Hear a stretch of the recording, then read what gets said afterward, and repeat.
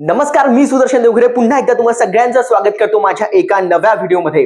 मित्रांनो, आपण lab scientific officer आरोग्य विभागासाठी बॅच जॉईन सुरू केलेली आहे आणि सोबतच लॅब असिस्टंट साठी देखील बॅच सुरू केलेली आहे। सो हे दोन्ही लॅब सायंटिफिक ऑफिसर आणि लॅब असिस्टंटची तुम्ही बॅच माझी जॉईन करू शकता लॅब IQ या माझ्या प्लॅटफॉर्मवर। याची जी लिंक आहे या ॲपची ती माझ्या डिस्क्रिप्शन बॉक्स मध्ये देऊन देईल। मित्रांनो, या ॲप मध्ये काय असणार आहे याच्या संदर्भातला एक पूर्ण डिटेल व्हिडिओ मी माझ्या युट्यूबला या आधीच टाकलेला आहे। या ॲप मध्ये तुम्हाला माझे डिजिटल बोर्डवरचे व्हिडिओ तर मिळतीलच आणि सोबतच जे नोट्स तुम्ही आता इथे बघणार आहे त्या सर्वच नोट्स जे आहे त्या देखील तुम्हाला ॲप मध्ये मिळतील, ते तुम्ही डाउनलोड करू शकता। सोबतच जे MCQs आहे, प्रत्येक टॉपिकवर मी MCQ काढलेले आहे, त्याचं एक्सप्लेनेशन आहे। जवळजवळ 5000 पेक्षा जास्त ते MCQ माझे ऍड होतील। त्या सगळ्या MCQ, त्याचं आन्सर, त्याचं एक्सप्लेनेशन देखील तुम्हाला त्या माझ्या ॲप मध्ये मिळणार आहे। सो अशा पद्धतीने मित्रांनो, आपण ही लॅब सायंटिफिक ऑफिसर आणि लॅब असिस्टंट आरोग्य विभागासाठी प्रिपरेशन करतो आहे। 2024च्या बॅच मधून माझ्या 150 पेक्षा जास्त विद्यार्थ्यांचं सिलेक्शन आहे। जिल्हा परिषद मध्ये देखील बऱ्याच विद्यार्थ्यांचं सिलेक्शन 2023 ला झालेलं आहे। सध्याची DMER ची एक्झामचं रिझल्ट पेंडिंग आहे, त्यामध्ये देखील एक 70 पेक्षा जास्त विद्यार्थ्यांचं सिलेक्शन माझ्या बॅच मधून झालेलं आहे।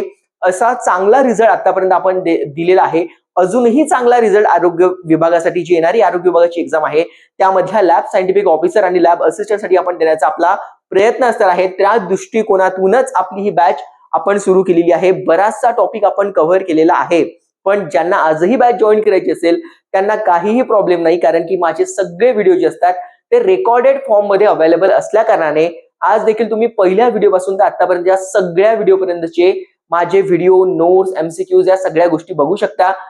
मित्रांनो, ज्या लोकांना बॅच जॉईन करायची असेल ते माझं हे लॅब IQ जे ॲप आहे ते त्याची लिंक मी डिस्क्रिप्शन बॉक्स मध्ये किंवा जे चॅट बॉक्स आहे मेसेजेस मध्ये तिथे टाकून देतो, सो दॅट तुम्ही हे ॲप डाउनलोड करू शकाल। आणि जाऊया आजच्या आपल्या टॉपिक कडे, ज्याचा आजची आपण स्टार्टिंग करतो आहे तो आहे मलेरिया। सो मित्रांनो, मलेरिया बद्दल आपल्याला बघायचं आहे आजच्या व्हिडिओमध्ये। वेक्टर बॉर्न डिसीजचं इंट्रोडक्शन जे आहे मी माझ्या या आधीच्या व्हिडिओमध्ये आपण बघितलेलं आहे। हे सगळे व्हिडिओ जे आहे ते माझ्या ॲप मध्येच, लॅब IQ मध्येच आहे। काही एक व्हिडिओ ॲज अ डेमो म्हणून मी माझ्या युट्यूबला देखील टाकत असतो, ते तुम्ही आता सध्या युट्यूबला बघत आहात। सो मित्रांनो, मलेरिया हा जो टॉपिक आहे हा आपल्याला याच्यामध्ये कव्हर करायचा आहे। आणि 2023 ला ज्या लोकांनी आरोग्य विभागाची एक्झाम दिली असेल त्या सगळ्यांना माहिती आहे की वेक्टर बॉर्न डिसीज जे आहे ते परीक्षेच्या दृष्टिकोनातून किती जास्त महत्वाचे आहे। त्यामुळेच आपण आज आपला वेक्टर बॉर्न डिसीज मधला पहिला टॉपिक सुरू करतो आहे, ज्याचं नाव आहे मलेरिया। सो काही बेसिक इन्फॉर्मेशन पासून आपण सुरू करूया आणि त्याच्यानंतर आपण त्याच्या आतमध्ये शिरत जाऊया। सो मलेरिया ला आपण कव्हर करतो आहे। So malaria is a preventable and curable life threatening blood disease caused by the plasmodium parasite. So ज्या पॅरासाइट मुळे मलेरिया होतो तो प्लाझ्मोडियम आहे। या प्लाझ्मोडियमचे देखील पुढे 4-5 प्रकार पडतात, ते आपण पुढे बघणार आहे। And transmitted through the bite of a infected female Anopheles mosquito. So या आधीच्या वेक्टर बॉर्न डिसीज मध्ये देखील मी हे तुम्हाला सगळ्यांना सांगितलेले आहे की हा डिसीज जो आहे तो ट्रान्समिट करणारा व्हेक्टर जो आहे तो फिमेल अॅनाफिलोस मॉस्किटो आहे। जनरली आपल्या तोंडातून निघून जातं की मलेरिया कशामुळे होतो, तर बऱ्याच लोकांचा आन्सर असतं की मलेरिया जो आहे तो मच्छरांमुळे होतो। ऍक्च्युअली त्याचा कॉझिटिव्ह एजंट जो आहे ज्याच्यामुळे खरा मलेरिया होतो तो आहे प्लाझ्मोडियम पॅरासाइट्स। ज्याच्यामुळे तो पसरतो तो व्हेक्टर जो आहे तो आहे फिमेल अॅनाफिलोस मॉस्किटो। पुढे जाऊया। The parasite replicated inside the human liver cell. हा जो पॅरासाइट जेव्हा मच्छरांच्या माध्यमातून आपल्या बॉडीमध्ये जातो तेव्हा तो लिव्हर सेल पर्यंत पोहोचतो, तिथे त्याचं रेप्लिकेशन होतं, त्याचं मल्टिप्लिकेशन होतं and then destroy the red blood cell. त्याच्यानंतर लिव्हर सेल मध्ये गेल्याच्या नंतर पुढे जाऊन तो आपल्या RBCचं डिस्ट्रक्शन करायला सुरुवात करतो। पुढे बघूया।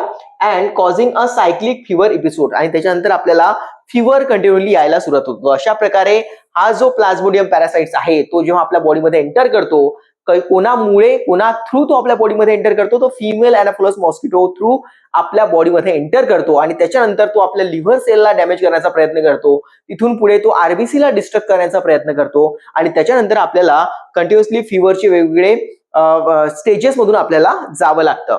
पुढे बघूया। According to the World Health Organization WHO नुसार Sub-Sahara African carries a 95% of a global malaria disease and mortality burden with a children under the 5 representing a most vulnerable group. So मलेरियासाठी जो एक जास्त सेन्सिटिव्ह असलेले लोक जे आहे, तो रिजन वाईज पण बऱ्याच गोष्टी ह्या डिपेंड करतात.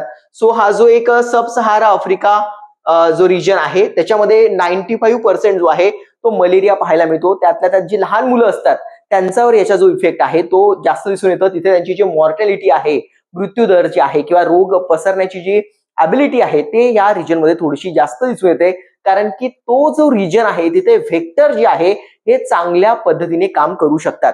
समोर समजून घेऊया की symptoms. So early symptoms typically appear within a 10 to 15 days after the infection of a bite. म्हणजे मच्छरांनी चावल्याच्या नंतर आपल्याला सिम्पटम जे आहे ते 10 ते 15 दिवसामध्ये दिसतात.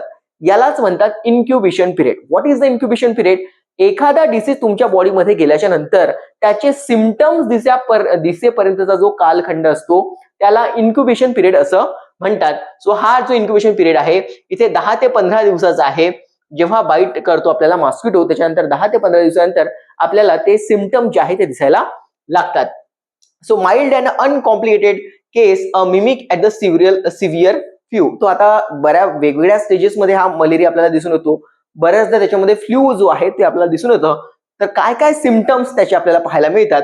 तर फिवर विथ द चिल म्हणजे थंडी वाजून ताप हा एक कॉमन मलेरियासाठी असलेला, म्हणजे गावातल्या एखाद्या आजोबाला तुम्ही जरी विचारलं की मलेरिया नेमका काय, तर थंडी वाजून ताप आला का रे म्हणजे तुला मलेरिया झाला असं ते म्हणतात. त्याच्यामुळे फिवर विथ द चिल आहे. Profuse a sweating as a body temperature drop. याच्यामध्ये काय होतं की बॉडी टेम्परेचर सडनली डाऊन होतं आणि त्याच्यामुळे स्वेटिंग जे आहे ते पण यायला लागतं. स्वेटिंग आल्यामुळे बॉडीचं टेम्परेचर कमी होतं. सिव्हिअर हेडॅक जो आहे ते तो पण असतो. मसल आणि जॉईंट ॲक म्हणजे जे जॉईंट्स आहे त्याच्यामध्ये पण पेन असतो. नॉशिया आहे, ओमिटिंग आहे आणि डायरिया असे काही सिम्पटम जे आहे, बेसिक सिम्पटम्स आहे ते आपल्याला मलेरियामध्ये दिसून येतात. पुढे समजून घेण्याचा प्रयत्न करूया. आता हे बेसिकचे सिम्पटम्स जे मी तुम्हाला सांगितलं, थंडी वाजते, ताप येते, जॉईंट्स दुखल्यासारखे होतात, नॉशिया असते, ओमिटिंग असते, डायरिया असते, पण हे बेसिक सिम्पटम्स जर आपण मलेरियाला इग्नोर केलं तर काय होऊ शकते ते देखील समजून घेण्याचा प्रयत्न करूया. इफ इट लेफ्ट अनट्रीटेड, जर आपण याला ट्रीट नाही केलं, severe malaria can progress rapidly to deadly complication. म्हणजे हा जो मलेरिया आहे तो सिव्हिअर केसेसवर पोहोचून जातो, सिव्हिअर मलेरियावर पोहोचतो आणि त्याचं कॉम्प्लिकेशन किती भयंकर होऊ शकते म्हणजे याच्यामध्ये डेथ पर्यंतची सिच्युएशन मलेरियामुळे, त्या मच्छरमुळे, त्या प्लाझ्मोडियममुळे जाऊ शकते. समजून घेऊया. सेरिब्रल मलेरिया म्हणजे मेंदू पर्यंत, हा सेरिब्रल हा शब्द आपल्या ब्रेन संदर्भातला आहे. तिथला मलेरिया, ब्रेन स्वेलिंग, सीझर्स येतात, कन्फ्युजन येतो आणि कोमापर्यंत सिच्युएशन जाऊ शकते. सो मित्रांनो काय काय होऊ शकते याच्यामध्ये? सेरिब्रल मलेरियामध्ये सांगितल्याप्रमाणे की तुमच्या ब्रेनवर जी आहे ती सुजन पाहायला मिळते, कोमा, कन्फ्युजन यासारख्या गोष्टी सेरिब्रल मलेरियामध्ये पाहायला मिळतात. त्याच्यानंतर आपण बघूया सिव्हिअर अॅनिमिया.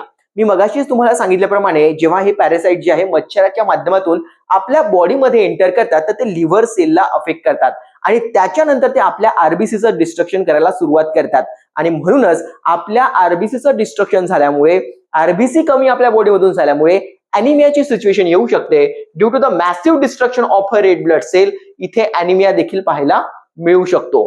पुढे समजून घेऊया ऑर्गन फेल्युअर. आता हे ऑर्गन फेल्युअर मध्ये काय काय होतं? Particularly affecting the kidney, liver आणि लंग्स या ऑर्गनला देखील अफेक्ट कुठेतरी मलेरियामुळे होतो. पुढे समजून घेऊया की respiratory distress. So fluid accumulation in the lungs making a breathing difficulty. So जे फ्लुइड असतं लंग्स मधलं तिथे पण काहीतरी प्रॉब्लेम येतो आणि त्याच्यामुळे ब्रीदिंगच्या वेळेस पण आपल्याला प्रॉब्लेम येतो. तसंच आपण ऑर्गन मध्ये पण बघितलं होतं की लंग्स मध्ये पण तो कुठेतरी अफेक्ट करतो आहे. सो हे ब्रीदिंगला पण अफेक्ट करतो आहे, ब्रेनवर पण सुजन जे आहे ते येते आहे, अॅनिमिया होतो आहे, ऑर्गन फेल्युअर. हे सिव्हिअर जर मलेरिया जर गेला आणि जर त्याला आपण अनट्रीटेड राहू दिलं तर मग अशा पद्धतीचे कॉम्प्लिकेशन पाहायला मिळतात.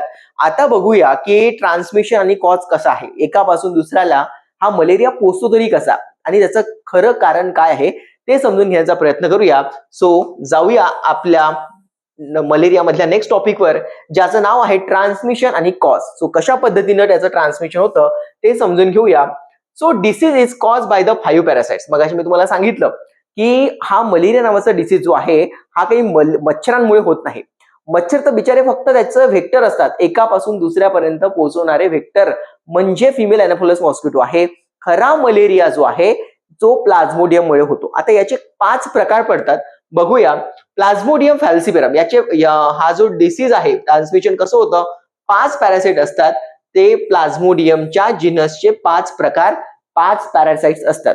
सो जसं आपण म्हणतो कुत्र्यामध्ये वेगवेगळ्या प्रकारचे हे असतात, गावरानी कुत्र, जर्मन शेफर्ड्स आणि वेगवेगळे प्रकार. कुत्र्याच आहे पण कुत्र्याचे पण वेगवेगळे प्रकार आपण बघतो. त्याच प्रकारे हा जो प्लाझ्मोडियम आहे त्याचे पण वेगवेगळे प्रकार आपल्याला पाहायला मिळतात. असे 5 प्रकार आपल्याला पाहायला मिळतात. सो मित्रांनो, जे लोकांनी 2024चा प्रश्न पेपर बघितला आहे माझ्या ऍप मध्ये, ज्यांनी बॅच जॉईन केलेली आहे, त्या ऍप मध्ये मी ऑलरेडी हे सगळे जे पेपर आहे लॅब संदर्भातले सगळेच पेपर जे आहे, मॅक्झिमम पेपर म्हणजे 2024चे असो, मला असं वाटते DMER चे झालेले पेपर असो, जिल्हा परिषदचे, असे बरेच प्रश्न मी तिथे PYQ टाकलेले आहे. ठीक आहे. सो ज्यांनी ते पेपर रेफर केलेले आहे, ज्यांनी बॅच जॉईन केलेली आहे किंवा ज्यांच्याकडे ते पेपर असतील, त्यांनी जर तो पेपर चाळून बघितला असेल, LSO लॅब सायंटिफिक ऑफिसर सर्कलचा आणि मलेरियाचा, त्यामध्ये तुम्हाला हा प्रश्न दिसेल. बरेच विद्यार्थी जे आहे प्लाझ्मोडियम चे जे टाईप असतात किंवा त्याचे जे आपण म्हणू शकतो त्याला त्याचे जे पॅरासाइटचे जे स्पीसीज आहेत, हा प्रश्न जेव्हा विचारला जातो आपल्या तोंडामध्ये सहसा 4च नाव येतात, म्हणजे प्लाझ्मोडियम व्हायवॅक्स आहे, फॅल्सिपेरम आहे, ओव्हॅलिज आहे आणि मलेरियाई आहे. अजून एक 5वा आहे. तर ते आपल्याला 5 स्पीसीज हा त्याचा आन्सर होतं. 2024 चा जो पेपर आहे त्याच्यामध्ये सर्कलमध्ये की मलेरियामध्ये हा टॉपिक आहे. सो जेव्हा माझा हा पूर्ण मलेरिया टॉपिक कंप्लीट होईल तेव्हा माझ्या ऍपमध्ये त्या पेपरचं कंप्लीट अनालिसिस पण येणार आहे. म्हणजे पूर्ण मलेरिया टॉपिक कंप्लीट झाल्याच्या नंतर 2024 मध्ये कशा पद्धतीने हे सगळे प्रश्न विचारले गेले, त्याचं आन्सर काय होतं, त्याचं एक्सप्लेनेशन काय होतं, व्हिडिओच्या माध्यमातून या सगळ्या गोष्टी देखील कन्सेप्ट मी क्लिअर करणारच आहे. सो पुढे हा प्रश्न आपल्याला तेव्हा भेटेलच. सो प्लाझ्मोडियम फॅल्सिपेरम याच्याबद्दल बघूया. So deadliest and the most preventable parasite on the African countries. So हा जो आहे हा प्रिव्हेंटेबल आहे. प्रिव्हेंटेबल आहे याच्यासाठी कारण की याला आपल्याला सो मोस्टली प्रिव्हेंटेबल पॅरासाइट्स आहे, तो याच्यापासून वाचता येऊ शकतं. म्हणजे याच्यामुळे जर आपल्याला मलेरिया होत असेल तर याच्यापासून वाचणं थोडंसं अधिक चांगलं आहे किंवा वाचून पटकू शकतो आपण याच्यापासून जर ट्रीटमेंट प्रॉपर घेतली तर. Plasmodium vivax, so it is a deadliest and म्हणजे आहे तर तो खतरनाक, पण त्याचं जर prevention mostly prevalent parasites on the African countries, so याच्यापासून वाचता पण आपल्याला येऊ शकतं. तसं पण त्याच्यामुळे पण डेथ पर्यंतची सिच्युएशन जाऊ शकते. Plasmodium vivax dominant species outside the sub-Sahara African and it can be lie dominant in the liver and cause a relapse month later. म्हणजे या प्लाझ्मोडियम व्हायवॅक्स मध्ये एक खासियत आहे, जेव्हा हा प्लाझ्मोडियम व्हायवॅक्स जर आपल्या बॉडीमध्ये जात असेल, गरजेचं नाहीये की तो लगेच आपल्याला मलेरिया, जसं मी सांगितलं 10 ते 12 दिवसामध्ये आपल्याला त्याचे सिम्पटम दिसायला लागतात. मी इन्क्युबेशन पिरियड मगाशी तुम्हाला सांगितलं त्याचा, पण हे गरजेचं नाहीये. प्लाझ्मोडियम व्हायवॅक्स जो आहे याच्यामध्ये सिच्युएशन थोडीशी वेगळी आहे. आपल्या लिव्हर सेलमध्ये जाऊन हा लपून जातो 6 महिने 1 वर्ष, त्याच्यानंतर कुठेतरी म्हटलं हा रिलॅप्स होतो म्हणजे त्याचे तो लपून राहतो लिव्हर सेलमध्ये 1 वर्ष 6 महिने आणि त्याच्यानंतर तो आपलं डोकं वर काढतो आणि मग आपल्याला कुठे मलेरिया होतो. ठीक आहे. तर अशी देखील आपल्याला सिच्युएशन प्लाझ्मोडियम व्हायवॅक्स मुळे पाहायला मिळू शकते. सो आधी ते लपून राहते लिव्हर सेलमध्ये आणि जेव्हा त्यांना वाटतं की आपल्यासाठी सुटेबल कंडिशन आहे तेव्हा ते त्यातून बाहेर येतात, मल्टिप्लिकेशन करतात आणि पूर्ण सायकल कंप्लीट होते आणि मलेरिया होतो. कधी कधी आपण नेहमीच म्हणतो की मच्छर पावसाळ्यात असतात त्याच्यामुळे पावसाळ्यामध्येच मलेरिया पाहायला मिळतो, पण याच्या बाबतीत ते लागू होणार नाही. जर तुम्हाला आज पावसाळ्यामध्ये मच्छरांमुळे तो पॅरासाइट तुमच्या बॉडीच्या आतमध्ये गेलेला आहे, होऊ शकते भर उन्हाळ्यामध्ये तुम्हाला मलेरिया होऊन जाईल. ठीक आहे. कारण भले तेव्हा मच्छरांची पैदास थोडीशी कमी जरी असली तरी पण मग याचं सर्क्युलेशन व्यवस्थित होऊ शकतं. आणि बघा इथं काय लिहिले आहे, dominant species outside the sub Sahara Africa, it can be a lie dominant in the liver and cause a relapse in a month later. So काही महिन्याच्या नंतर हा पुन्हा रिलॅप्स करू शकतो, वापस पुन्हा आपला भेटायला आपल्याला येऊ शकतो. सो मलेरिया, प्लाझ्मोडियम मलेरिया ही आहे, ओव्हॅलिज आहे आणि नोव्हॅलिज आहे, are the less common species that infect the human. So अशा प्रकारे फॅल्सिपेरम आणि जो व्हायवॅक्स आहे तो थोडासा जास्त महत्वाचा आहे, पण ज्याच्यामुळे कमी प्रमाणामध्ये आपल्याला मलेरिया पाहायला मिळतो ते म्हणजे प्लाझ्मोडियम मलेरियाई आहे, ओव्हॅलीज आहे आणि नोव्हॅलीज आहे. नोव्हॅलीज हा सहसा मुलांच्या अभ्यासामध्ये येत नाही. सो हा नोव्हॅलीज आहे. अशा प्रकारचे 5 पॅरासाइट जे आहे त्यांचे कॅरेक्टरिस्टिक्स काय आहे ते आपण सगळं बघितलं. पुढे देखील याच्या डिटेल इन्फॉर्मेशन आपण जाणारच आहे पुढच्या येणाऱ्या पार्ट्स मध्ये. So while mosquito bite the primary vector the malaria travel via blood stream and also spread through the blood transfusion, organ transplantation and the shared needle. कशा पद्धतीने हा मलेरिया एका व्यक्तीपासून दुसऱ्या व्यक्तीपर्यंत जाऊ शकतो. तुम्हाला माहिती असेल, जर तुम्ही ब्लड बँक सायंटिफिक ऑफिसर मी 2024 मध्ये ती पण बॅच घेतली होती, पण त्याच्या जागा खूप कमी असतात म्हणून मी सध्या ब्लड बँकच्या बॅच घ्यायचा विचार सध्या करत नाहीये. लॅब सायंटिफिक ऑफिसर सर्कल आणि मलेरिया आणि लॅब असिस्टंट याच्या जागा भरपूर असतात, त्याच्यामुळे त्याची बॅच आपण स्टार्ट केलेली आहे. पण जेव्हा मी ते ब्लड ट्रान्सफ्युजन वगैरे शिकवलेलं होतं तर त्याच्यामध्ये एक गोष्ट सांगत होती, ज्या लोकांना मलेरिया झालेला असतो त्या लोकांचं पण ब्लड ट्रान्सफ्युजन केलं जात नाही. जसं तुम्हाला माहित असेल, ज्या लोकांचं हिमोग्लोबिन हे 12 पेक्षा कमी आहे, 10 पेक्षा कमी आहे, त्यांचं ब्लड घेतलं जात नाही. HIV इन्फेक्टेड पीपल आहे, त्यांचं ब्लड फॉर द ट्रान्सफ्युजन वापरलं जात नाही. तसंच मलेरिया वेट कमी आहे, ब्लड देता येत नाही. तसंच मलेरिया झालेल्या व्यक्तींचं देखील ब्लड देता येत नाही. मला वाटतं तो कार्यकाळ बहुतेक 1 वर्ष की 6 महिन्याचा आहे. सो तेव्हा देखील आपल्याला मलेरिया जर झाला असेल तर ते हिस्ट्री विचारली जाते की तुम्हाला मलेरिया झालेला होता का, कारण की ते पॅरासाइट जे ते ब्लडमध्ये राहू शकतात. सो कसे ट्रान्समिट होतात? प्रायमरी व्हेक्टर कोण आहे तर मॉस्किटो आहे. एका व्यक्तीपासून दुसऱ्या व्यक्तीपर्यंत हा ट्रान्समिट करण्यासाठी मलेरिया तर आहेच. त्याच्यानंतर malaria travels via blood stream and can also spread through the blood transfusion. So एका व्यक्तीपासून दुसऱ्या व्यक्तीला जर आपण ते ब्लड दिलं तर ते मलेरिया ट्रान्सफर होऊ शकतो. आणि ऑर्गन ट्रान्सप्लांटेशन, जर एखादा ऑर्गन लिव्हर ट्रान्सप्लांटेशन करतो आहे, किडनी ट्रान्सप्लांटेशन करतो आहे, असे जर ऑर्गन एका व्यक्तीचे दुसऱ्या व्यक्तीला आपण ट्रान्सफर करत आहे आणि त्यावेळेस जर त्या व्यक्तीला ट्रान्सफ्युजन पूर्वी जर मलेरिया असेल तर मग अशा पद्धतीने मलेरिया ट्रान्सफर होऊ शकतो. शेअर द निडल जर शेअर केली तरी देखील मलेरिया होऊ शकतो, हे आपल्याला लक्षात ठेवायचं आहे. आणि आता सर्वात महत्वाचा टॉपिक आपल्याला कव्हर करायचा आहे तो म्हणजे लाईफ सायकल. सो मित्रांनो, जर तुम्ही माझ्या युट्यूब चॅनलला लाईक केलं असेल, शेअर केलं असेल, सबस्क्राईब केलं असेल तर मला थोडीशी हेल्प होऊन जाईल. So please like, share and subscribe माझे व्हिडिओज. या व्हिडिओला पण लाईक करा, शेअर करा आणि सबस्क्राईब करा. व्हिडिओला जर तुम्हाला आवडत असेल, माझं सांगणं समजत असेल तर व्हिडिओला एकदा तुमची कमेंट पण माझ्यासाठी नेहमीच मार्गदर्शक ठरते, तर तुम्ही कमेंट पण करू शकता. सो पुढे जाऊ life cycle of a malaria या टॉपिकवर. कशा पद्धतीने मलेरियाची जी सायकल आहे ती पूर्ण कंप्लीट होते. सो हा खूप महत्वाचा टॉपिक आहे. आणि तुमच्या माहितीसाठी 2023-24 मध्ये डिटेलमध्ये मलेरिया विचारला होता, पण या टॉपिकला त्यांनी खूप जास्त हात घातलेला नाहीये. याचा अर्थ असा आहे की यावेळेस भरपूर स्कोप आहे, म्हणून मी याला खूप डिटेलमध्ये खूप व्यवस्थित सांगणार आहे. सो आतापर्यंतची जी माहिती होती ती खूप जनरल माहिती होती. खरा मलेरिया मी सांगितलं, आपण हळूहळू मलेरियाच्या आतमध्ये शिरतो आहे. सो इथे मी खूप डिटेलमध्ये ह्या सगळ्या गोष्टी सांगणार आहे. मागच्या 2023-24 मध्ये जी लॅब सायंटिफिक ऑफिसरची एक्झाम झाली, दोन्ही पण सर्कल असो किंवा मग स्टेट असो, तर तिथे या टॉपिकला जास्त हात लावलेला नव्हता. त्याच्यामुळे याच्यावरचे प्रश्न यावेळेस नक्कीच खूप जास्त प्रमाणात पाहायला मिळू शकतात. आणि जी life cycle of Anopheles mosquito female, ती लाईफ सायकल पण, त्या दोन्ही टॉपिकला जास्त हात लावलेला नाहीये, हातच लावलेला नाहीये. त्याच्यामुळे याच्यावरचे प्रश्न यावेळेस मात्र नक्कीच येऊ शकतात. त्याच्यामुळे त्याच्या डिटेलिंग मध्ये आपल्याला जावं लागणार आहे. सो मित्रांनो, लाईफ सायकल जी मलेरियाची आहे त्याला आपण 3 पार्ट मध्ये डिवाइड केलं आहे. तसं तर ते 2च पार्ट मध्ये करायचं गरज आहे, कारण की अर्धी लाईफ सायकल जी आहे ते ह्युमन बिंगच्या आतमध्ये होत आहे आणि दुसरी जी सायकल आहे अर्धी उरलेली सेक्शुअल सायकल आपण ज्याला म्हणतो, ती फिमेल अॅनाफिलोस मॉस्किटो मध्ये होत आहे. सो जो प्लाझ्मोडियम आहे हा पॉझिटिव्ह एजंट आहे, तो अर्धा कार्यक्रम आपल्या बॉडीमध्ये करतो, उरलेला कार्यक्रम जो आहे तो मच्छरांच्या फिमेल अॅनाफिलोस मॉस्किटोच्या बॉडीमध्ये करतो. आणि अशा प्रकारे 2 बॉडीमध्ये फिरून तो त्याचा आपला लाईफ सायकल कंप्लीट करतो. कशा पद्धतीने तो फिरतो आहे ते आपण बघूया. आपल्या बॉडीमध्ये जे सायकल होत आहे अर्धी, त्याला मी 2 पार्ट मध्ये डिवाइड केलेलं आहे. आणि मच्छरांमध्ये फिमेल अॅनाफिलोस मॉस्किटोच्या बॉडीमध्ये जे होत आहे ते एका पार्ट मध्ये डिवाइड केलं आहे. अशा प्रकारे आपण त्याला 3 पार्ट मध्ये डिवाइड करू. सो फिमेल अॅनाफिलोस मॉस्किटोच्या मध्ये अर्धी सायकल होत आहे, आपल्या बॉडीमध्ये अर्धी सायकल होत आहे. आपल्या बॉडीमध्ये जे सायकल होत आहे अर्धी, त्याला मी 2 पार्ट मध्ये डिवाइड केलेला आहे. एक लिव्हर संदर्भातली, लिव्हर पर्यंतची सायकल, आणि दुसरी आरबीसी मध्ये काय होत आहे तो पॉइंट आपल्याला कव्हर करायचा आहे.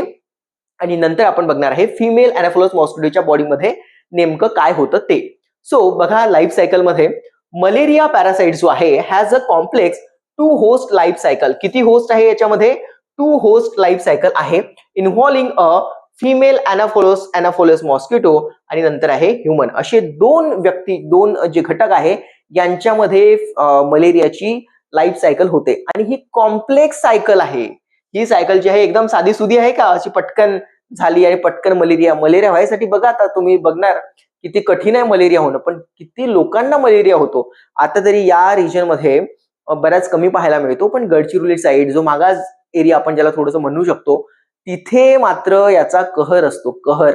ठीक आहे, बऱ्याच लोक, मुलं याच्यामध्ये मुळे मृत्युमुखी पडतात आणि जिथे होतो ना मलेरियाचा कहर, त्याच लोकांना त्याचे अनुभव खूप चांगल्या पद्धतीने सांगता येतील. सो फिमेल अॅनाफिलोस मॉस्किटो आणि ह्युमन यांच्या बॉडीमध्ये हे 2 होस्ट मध्ये ही लाईफ सायकल जी आहे ती कम्प्लीट होणार आहे. So it alternate between the asexual reproduction in a human. So human बॉडीमध्ये काय होत आहे? असेक्च्युअल रिप्रोडक्शन जे आहे ते कोणाच्या बॉडीमध्ये होत आहे?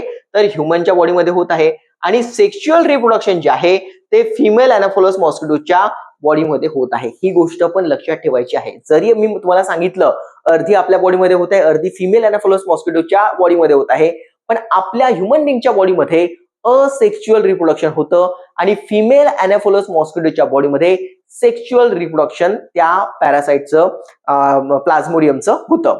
समोर बघूया. Detail life cycle is divided into the 3 primary phases. मी त्याला 3 पार्ट मध्ये डिवाइड केलेलं आहे. आता ह्युमन बॉडीमध्ये ते 2 फेजेस आहे आणि एक फिमेल अॅनाफिलोस मॉस्किटोच्या बॉडीमधला एक फेज आहे. अशा पद्धतीने 3 फेजेस मध्ये आपण त्याला कव्हर केलेलं आहे. सो पहिला बघूया ह्युमन मधले 2 स्टेजेस असणार आहे. सो ह्युमन मधली पहिली स्टेज समजून घेऊया, ह्युमन लिव्हर स्टेज. ह्युमनच्या लिव्हर मध्ये काय होतं तिथपासून आपण समजून घेऊया. मग ह्युमनच्या ब्लड मध्ये काय होतं ते समजून घेऊया आणि त्याच्यानंतर थर्ड पार्ट जो आहे, थर्ड फेज जो आहे तो फिमेल अॅनाफिलोस मॉस्किटोच्या बॉडीमध्ये काय होतं ते समजून घेऊया. सो मित्रांनो, याला आपण इरिथ्रोसायटिक सिझोनोगॉनी असं पण म्हणतो आहे. So this is the initial phase occur inside the human host. It is entirely asymptomatic. आता ही जी स्टेज आहे, जे आता आपण बघतो आहे की लिव्हर मध्ये होत आहे, तेव्हा तुम्हाला मलेरियाचे जे सिम्पटम्स मी मगाशी सांगितले, fever with the chill, nausea, headache आणि बाकी सगळं, असं काहीच होत नाही. तुम्हाला कोणतेच मलेरियाचे सिम्पटम्स, जेव्हा तो प्लाझ्मोडियम आपल्या लिव्हर मध्ये असतो तेव्हा कोणतेच सिम्पटम दिसत नाही. पहिला मुद्दा तर हाच आहे. आता आपल्या बॉडीमध्ये कशा पद्धतीने तो फिमेल अॅनाफिलोस मॉस्किटो जो आहे तो पॅरासाइटला सोडतो तिथून आपण सुरुवात करूया. सो अशा प्रकारे इनॉक्युलेशन कशा पद्धतीने होतं. आता इनॉक्युलेशन याचा अर्थ आपल्या बॉडीमध्ये एंट्री कशी होते. So an infected female Anopheles mosquito bite the human to take the blood meal and inject the saliva containing the sporozoites. So आता हा रेड पेन, हा जो गुलाबी कलर आहे, हे जे मी बॉक्स करणार ते शब्द खूप महत्वाचे आहे. ठीक आहे, त्याच्यामुळे ह्या शब्दांवर तुम्ही सगळे लोक लक्ष द्या, म्हणजे तुम्हाला ते सायकल जी आहे ते पूर्ण व्यवस्थित समजेल. सो इनॉक्युलेशन मध्ये आपण बघितलं की इन्फेक्टेड फिमेल अॅनाफिलोस मॉस्किटो जे आहे, जे इन्फेक्टेड असलेला जो मच्छर आहे तो आपल्या बॉडीपर्यंत पोहोचतो आणि आपल्या बॉडी मधलं रक्त ऍज अ जेवण म्हणून तो घेतो आणि हे घेत असताना त्याच्या सलायव्हरी ग्लँड मध्ये जे प्लाझ्मोडियम आहे ते सगळे पॅरासाइट जे आहे सलायव्हरी ग्लँड मधून आपल्या बॉडीमध्ये टाकतो. सो आपल्यापासून रक्त घेतो आणि आपल्याला तो प्लाझ्मोडियम जो आहे ज्याच्यामुळे मलेरिया होतो तो देऊन देतो आणि तो उडून जातो. आता पुढे बघा काय झालं.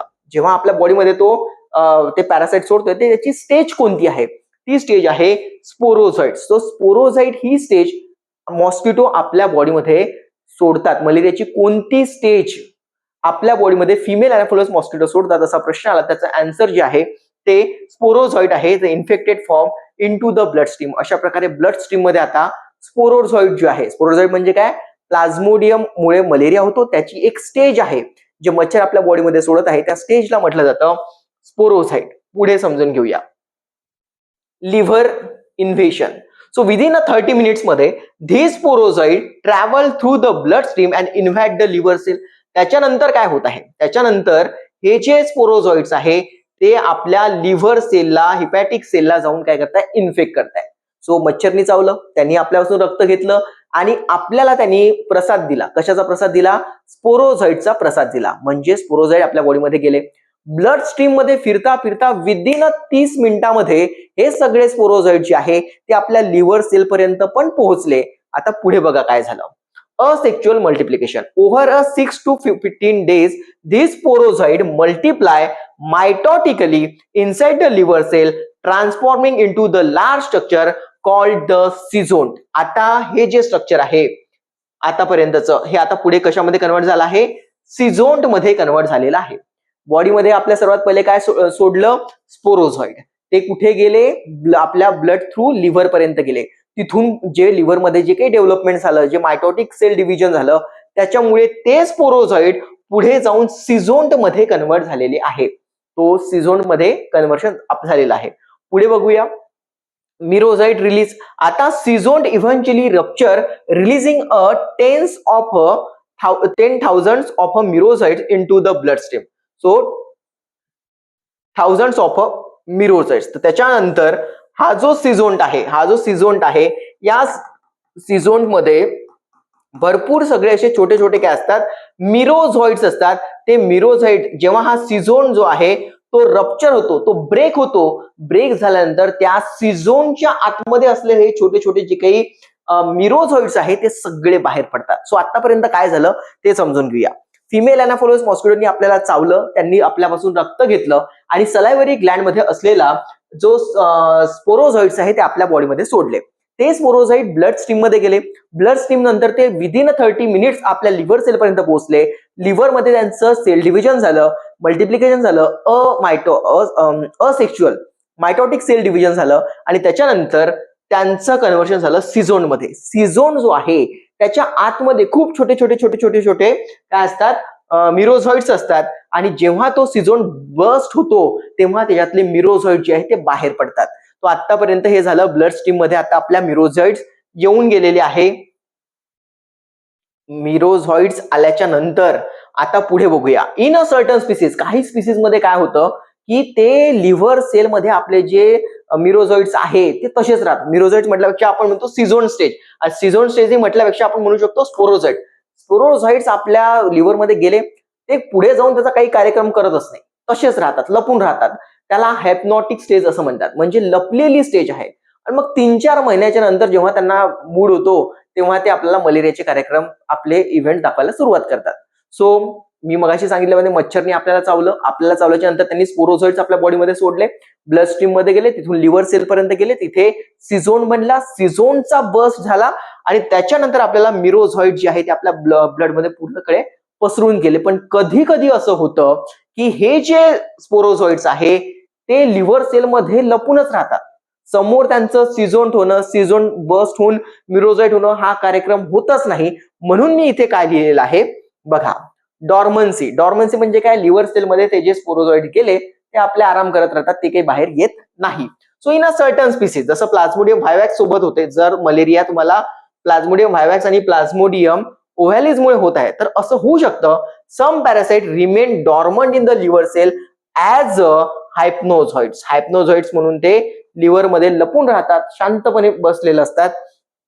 Hence they can reactivate months or a year later causing a relapse of the disease. मग रिलॅप्स करून जातात, म्हणजे पहिले 2-3 महिने आपल्या शरीरामध्ये लिव्हर सेल मध्ये आराम करतात, कधी 6 महिने करतात, कधी 1 वर्ष करतात आणि त्याच्यानंतर त्यांना उमाळा आला की ते मलेरियाची आपली ऍक्टिव्हिटी सुरू करतात. सो अशा पद्धतीने हिप्नोझॉइड्स पर्यंत आपण पोहोचलेलो आहे. आपल्या बॉडीतली पहिली, बॉडीमध्ये 2 स्टेज होणार आहे, त्यातली पहिली लिव्हर सेल जवळ होणारी स्टेज जी आहे ती संपलेली आहे. सो मित्रांनो, तुम्हाला पुन्हा एकदा ही सायकल तुम्हाला तोंडपाठ असायला पाहिजे म्हणून मी पुन्हा एकदा सांगतो आहे. ठीक आहे, हे सगळं मला आता तुम्हाला व्हिडिओ जेव्हा संपेल तेव्हा तुम्ही मलेरियाविषयी तुमचं प्रेम, प्रत्येक मच्छरविषयी तुमचं प्रेम इतकं जागृत होईल, तुम्ही मच्छराला मारण्याचा प्रयत्न कदाचितच कराल. पुढे बघूया. पुन्हा एकदा सांगतो आहे. सो जेव्हा मच्छर आपल्याला चावतो आहे तेव्हा सर्वात पहिले तो आपल्याला स्पोरोझॉइड्स देतो आहे आणि स्पोरोझॉइड जे आहे ते आपल्या ब्लड मधून आपल्या लिव्हर पर्यंत जात आहे. लिव्हर मध्ये गेल्याच्या नंतर ते काय होत आहे, तिथे लिव्हर मध्ये गेल्याच्या नंतर त्याचं सेल डिव्हिजन होत आहे, मायटोटिक सेल डिव्हिजन होत आहे. त्याच्यानंतर त्याचा सिझोन बनतो आहे. सिझोन जो आहे त्याचं रप्चर झालं की त्यामधून मिरोझॉइड्स बाहेर पडत आहे. कधी कधी असं होतं की जर तो ओव्हॅलिस मुळे होणारा असेल जर मलेरिया, तर ते लिव्हर सेल मध्ये जे आहे ते स्पोरोझॉइड तसेच्या तसेच राहतात. मग त्यांना 5-6 महिन्यानंतर 1 वर्षानंतर जाग येते आणि मग ते आपले मलेरियाचे कार्यक्रम दाखवतात. हे जे मी तुम्हाला ह्युमन बॉडी मधलं लिव्हरचं स्ट्रक्चर दाखवलेलं आहे, याला मी तुम्हाला डायग्राम थ्रू पहिले एक्सप्लेन करतो, कारण की आपल्याला 3 फेजेस मधून जायचं आहे. त्याच्यामुळे सर्वात पहिले तुम्हाला डायग्राम पण समजणं गरजेचं आहे. जर तुम्हाला डायग्रामच समजली नाही, डायग्राम होऊन ते सगळं इझी होऊन जाईल. ठीक आहे. सो बघा इथे मी तुम्हाला दाखवतो आहे. सो इन्फेक्टेड आपल्याला बघा mosquito take a blood meal, आणि जेव्हा तो मॉस्किटो ब्लड मिल घेतो तेव्हा आपल्या बॉडीमध्ये काय होतं की तो स्पोरोझॉइड्स जे आहे ते आपल्या बॉडीमध्ये एंटर करून जातात. सो बघा इथे मी लिहिलेलं आहे, स्पोरोझॉइड्स आपल्या बॉडीमध्ये गेले आणि त्यांनी सर्वात पहिले कोणाला इन्फेक्ट केलं, आपल्या लिव्हर सेलला इन्फेक्ट केलं. आता ह्युमनचा जो लिव्हर आहे त्यांनी पहिले लिव्हर सेल होता, त्याच्यानंतर तो इन्फेक्टेड झाला. त्याच्यानंतर मी तुम्हाला सांगितलं, हे बघा इथे तुम्हाला सिझोन दिसत आहे, सिझोन मध्ये कन्वर्ट झाला आणि तो सिझोन जो आहे त्याच्यामध्ये छोटे छोटे जे आहे ते काय असतात, ते सिझोन जे आहे बघा इथे काय झालंय, रप्चर झालेलं आहे. ठीक आहे, ही रप्चर झालेली इतकी स्टेज. सो रप्चर झाल्यापर्यंतची ही स्टेज मी तुम्हाला इथे मिरोझॉइड्स पुढे त्याच्यामधून बाहेर पडणार आहे, जे आहे ते बाहेर पडलेले मिरोझॉइड्सच आहे. सो इथपर्यंत मी तुम्हाला आता समजून सांगितलेलं आहे कशा पद्धतीने आपलं लिव्हर मधला जो कार्यक्रम आहे तो कम्प्लीट झालेला आहे. सो हा आपला सेक्शन नंबर 1, ज्याला आपण एक्झो इरेथ्रोसायटिक स्टेज. इरेथ्रोसायटिक म्हणजे काय, आरबीसी. आरबीसीच्या बाहेर कुठे, लंग्स मध्ये होणारी, म्हणून इथे लंग्स लिहिलेले आहे. एक्झो म्हणजे काय, बाहेर. इरिथ्रो म्हणजे काय, आरबीसीज. आरबीसीच्या बाहेर कुठे होत आहे, तर लिव्हर मध्ये होत आहे. त्याच्यामुळे लिव्हर मध्ये होणारी जे सायकल आहे, पहिला फेज जो आहे ह्युमन मधला, तो मी तुम्हाला डायग्राम मधून पण सांगितला आणि माझ्या थेरी जी आहे त्याच्यामधून पण व्यवस्थित समजून सांगितला. आता आपण जाऊ की हे जे लिव्हर मधून बाहेर पडलेले जे मिरोझॉइड्स आहे ते पुढे जाऊन आपल्या आरबीसीज कडे जाणार आहे. त्याच्यामुळे आता आपण आरबीसीज सोबत काय काय होत आहे ते समजून घेण्याचा प्रयत्न करूया. सो मित्रांनो, आता जाऊया ह्युमन ब्लड स्टेज मध्ये, ज्याला आपण म्हणतो आहे इरेथ्रोसायटिक सिझोनोगोनी. आता बघूया. So this phase takes place inside the human red blood cell. हे रेड ब्लड सेल मध्ये होत आहे and directly responsible for the clinical symptoms of the malaria. मलेरियाचे जे सिम्पटम्स आहे ते तुम्हाला याच्यामुळेच दिसणार आहे. याच्यामुळे आतापर्यंत लिव्हरच्या स्टेजमध्ये कुठेच कोणतेही सिम्पटम्स तुम्हाला दिसलेले नाही. लिव्हर स्टेज पर्यंत आपल्याला सिम्पटम्सच येत नाही. आरबीसी पर्यंत जेव्हा हे पोहोचणार तेव्हा मात्र सिम्पटम्स येऊ शकतात.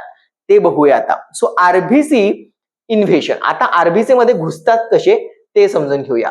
So the release a merozoites. मगाशी मी तुम्हाला सांगितलं सिझोन जो आहे तो फुटला, त्याच्यामधून मिरोझॉइड्स बाहेर आले. आता त्या मिरोझॉइडचं पुढे काय होत आहे ते समजून घ्या. Release a merozoite target and involve the healthy RBC. ते मिरोझॉइड जे आहे ब्लड स्ट्रीम मध्ये गेले, आपण मगाशी बघितलं होतं लिव्हर स्टेज मध्ये, ते पुढे जाऊन त्या आरबीसी मध्ये जाऊन इन्व्हाइट होतात, आरबीसी ला जाऊन अटॅच होतात. पुढे बघूया. आता त्याच्यानंतर समोर काय होतं, inside the RBC the parasite grows first into the ring stage trophozoite. कशामध्ये कन्वर्ट होतात, ते जे मिरोझॉइड्स होते आतापर्यंत, पहिले सिझोन होता, सिझोन फुटला, मिरोझॉइड्स आला आणि ब्लड मध्ये गेल्या, ब्लड मध्ये तो मिक्स झाला. आपली ब्लडची स्टेज आता सुरू झालेली आहे. ते मिरोझॉइड जे सिझोन मधून बाहेर पडले होते ते आरबीसीच्या आतमध्ये जातात, तिथे त्याचं डेव्हलपमेंट होते आणि रिंग शेपचा ट्रोपोझॉइड मध्ये ते कन्वर्ट होतात. सो ट्रोपोझॉइड हा शब्द तुम्ही आता लक्षात ठेवा. मिरोझॉइड्स कशामध्ये कन्वर्ट झालेले आहे, ट्रोपोझॉइड मध्ये, which then mature into the late trophozoite, म्हणजे ट्रोपोझॉइडच आहे. त्याच्यानंतर ब्लड सिझोन formation. Then mature trophozoite undergoes a sexual division to form a erythrocytic schizont. आता पुन्हा ट्रोपोझॉइड जे ते कशामध्ये कन्वर्ट झालेले आहे, सिझोन्ट मध्ये कन्वर्ट झालेले आहे. सर्वात पहिले आपलं स्पोरोझॉइड्स होतं, लिव्हर मध्ये गेलं, म्हणजे मच्छरांनी चावल्याच्या नंतर स्पोरोझॉइड्स मध्ये आपण गेलो होतो. स्पोरोझॉइड जे आहे ते लिव्हर सेल मध्ये गेले, तिथे आपल्याला काय म्हटलं आपण, सिझोन बनलं, सिझोन मधून मिरोझॉइड्स बाहेर पडले. मिरोझॉइड जे आहे ते आपल्या जेव्हा ब्लड मध्ये गेले तेव्हा त्या मिरोझॉइड्सने काय केलं, ट्रोपोझॉइड बनवला. ट्रोपोझॉइडचं पुढे जाऊन आपल्या आरबीसी मध्ये जेव्हा त्याचं असेक्शुअल रिप्रोडक्शन झालं तेव्हा पुन्हा त्याचं सिझोन बनलं, कंटेनिंग अ 16 ते 32 न्यू डॉटर मिरोझॉइड्स. त्या प्रत्येक सिझोन मध्ये, एका सिझोन मध्ये 16 ते 32 मिरोझॉइड्स आहे. सो मिरोझॉइड, ट्रोपोझॉइड, सिझोन आणि सिझोन नंतर पुन्हा मिरोझॉइड्स मध्ये ते कन्व्हर्शन झालेलं आहे. पुढे बघूया. Cell rupture and symptoms. RBC burst open releasing a new merozoites. आता या सिझोन मध्ये जे 16 ते 32 मिरोझॉइड्स आहे ते जेव्हा सिझोन बस्ट होतं त्याच्यामधून हे पुन्हा मिरोझॉइड्स बाहेर येतात आणि मिरोझॉइड्स बाहेर आल्याच्या नंतर new merozoites along with the metabolic waste product haemozoin. So काय ते जेव्हा सिझोन जेव्हा बस्ट होतं त्याच्यातून दोन गोष्टी बाहेर येतात. एक तर आहे मिरोझॉइड्स आणि दुसरं जे आहे एक वेस्ट प्रॉडक्ट ज्याला आपण म्हणतो त्याला ते आहे हिमॅझोइन. सो दोन गोष्टी येतात. हा जो मिरॅझोइन आहे हा आरबीसीला आरबीसीचं बस्ट झालं, burst open the releasing a new merozoites बाहेर पडतं आणि त्याच्यानंतर ते काय करतं, जे मेटाबॉलिक वेस्ट आहे ते मेटाबॉलिक वेस्ट जे आहे हिमॅझोन ते पण बाहेर पडतं. This periodic rupture trigger the characteristic cycle wave of a high pure. जसंच हे होतं की त्या सिझोन मधून हे मिरोझॉइड्स आणि हिमोझोइन जे आहे वेस्ट बाहेर पडतं, तुम्हाला सडन सिम्पटम्स दिसायला लागतात. कोणते सिम्पटम्स आहे?